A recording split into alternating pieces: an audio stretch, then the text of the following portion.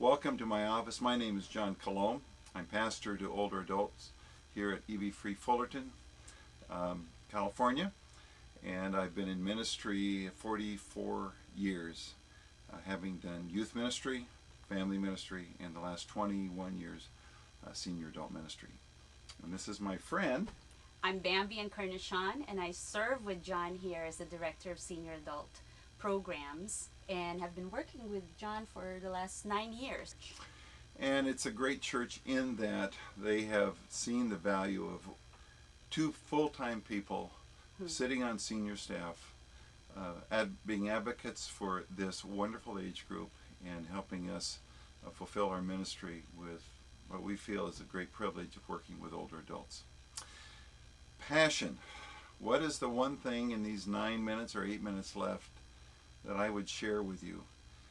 First of all, just a reminder, some of you are senior pastors, you're involved in your world, and I would say that most of the evangelical community are ignoring this age group that I have and Bambi has such passion for.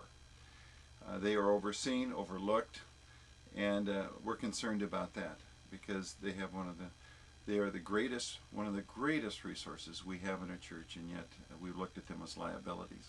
One of the greatest point that I have in my heart in terms of senior adults is the great numbers. There's just a huge number of those in their 50s and over, and we want to mobilize this largest cohort as much as possible for kingdom values. How do we do that? We need to be able to understand that there's a difference that happens as people age. There are those who choose to be bitter, and there's those who choose to be faithful to the very end. But the difference starts in their understanding of truth. And this is where John and I both believe that in every senior adult ministry, we cannot assume that senior adults are already well versed in Scripture, that there's no room for them to grow.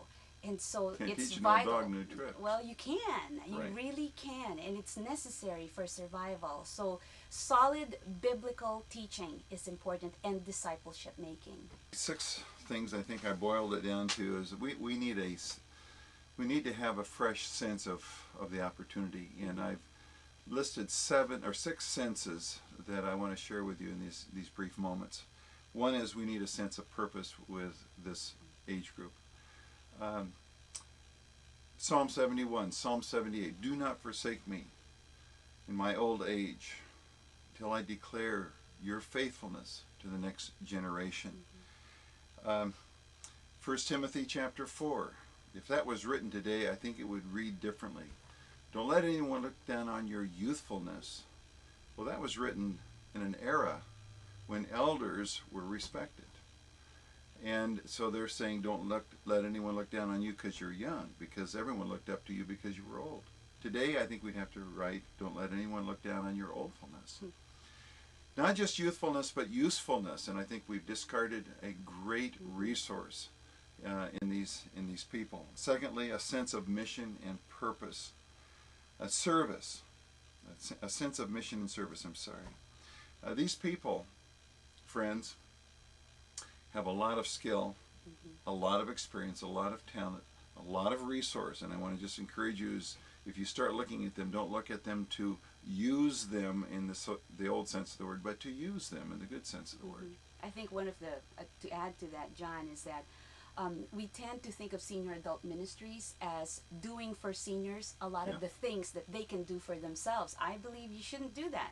Don't do for them what they can very well do for themselves. However, the other flip side of that is that we need to help them in the areas where they need assistance and they need help. So there's that balance of not insulting them by not allowing them to do any of the leadership work, any of the leg work for a lot of the projects within your church. But there's also that other part that we need to be careful of, that just because they're retirees doesn't mean you volunteer them for every possible job in the church. We need to be purposeful in what we have them do. Not just a sense of purpose, a sense of mission and service, but there's a sense of passion for the lost. There's an urgency here that we feel.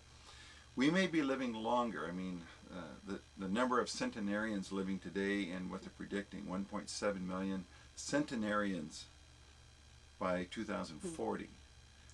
We may be living longer, but I just have to remind us that they're still going to die sooner. Mm. It's appointed unto man once to die. A man, Psalm 90. Man will live to be 70 or 80 if due to good strength, but then we fly away. And I think the concern I have, and Bambi have is that where are they going to fly to, or where are they going to drop to?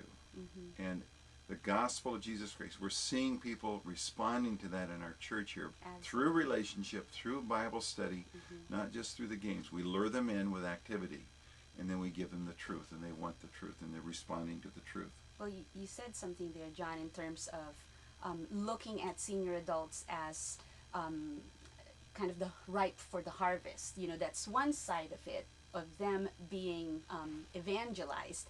But there's that other side of it too, in terms of Christians. We have huge number of senior adult evangelists. That's right. Ready to go out to these populations. So we need to think of senior adult ministry in terms of evangelism as well. Sense of honor. These people need to be respected and cared for. They need to receive the honor due them as God has intended. He tells us very explicitly in His Word to respect those who are older. And I would just say this blatantly: if you're not respecting older people, you're not pleasing the heart of God. I would also add a sense of humor. These people, yeah, there are some cranky old people out there.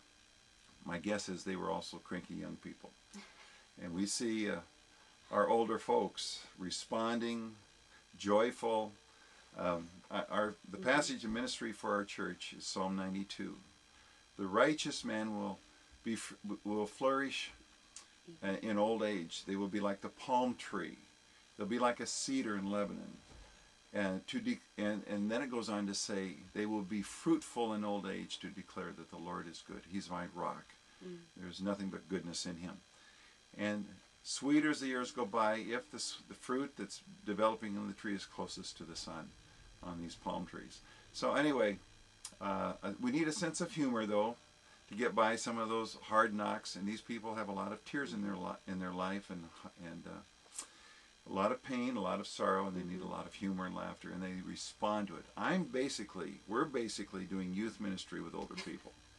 They love surprise, they love laughter, they love to play. And John's a crazy pastor, so that's a really good teamwork right there. The last thing I would share is a sense of completion. They need to finish well.